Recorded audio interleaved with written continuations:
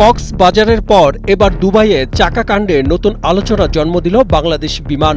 Dubai বিমানবন্দরে বিমান বাংলাদেশ এয়ারলাইন্সের বোয়িং সিরিজের একটি উড়োজাহাজের চাকা ফেটে ফ্লাইট বিঘ্নিত হওয়ার ঘটনা ঘটেছে। বুধবার রাতে এই ঘটনার পর বৃহস্পতিবার পর্যন্ত ফ্লাইটটি বিলম্বিত হয়েছে। বিমান সূত্র জানিয়েছে, বুধবার দিবাগত রাত 2:30টায় দুবাই থেকে ঢাকা ছেড়ে আসার কথা ছিল বিমানের বোয়িং 787 উড়োজাহাজের S2 AZS এর BG-148 ফ্লাইটের। উড়োজাহাজটি ঢাকা থেকে দুবাই বিমানবন্দরে কোনো ধরনের ঝামেলা ছাড়াই অবতরণ করলেও বিপত্তি বাধে পার্কিং স্ট্যান্ডে উড়োজাহাজটি পার্কিং করার পর।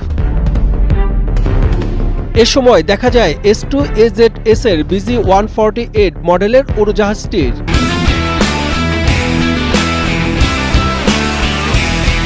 মেইন হুইল ফেটে গেছে, যা প্রতিস্থাপন ছাড়া মেরামতের সুযোগ নেই। বিমান কর্তৃপক্ষ স্থানীয়ভাবে অন্য এয়ারলাইন্সগুলোর কাছে চাকার সন্ধান করেও তা না পাওয়ায় বিপাকে পড়ে বিমান কর্তৃপক্ষ। চাকাকাণ্ডের এই ঘটনায় শিডিউল ফ্লাইট বাধাগ্রস্ত হয়, ফলে চরম দুর্ভোগে পড়েন ওই ফ্লাইটের 220 যাত্রী। বিমানের কর্তারা ঢাকায় অতিরিক্ত ফ্লাইট পরিচালনার আহ্বান জানালেও উড়োজাহাজ স্বল্পতায় তা সম্ভব হয়নি। পরে স্থানীয় একটি হোটেলে যাত্রীদের থাকার ব্যবস্থা করা হয়।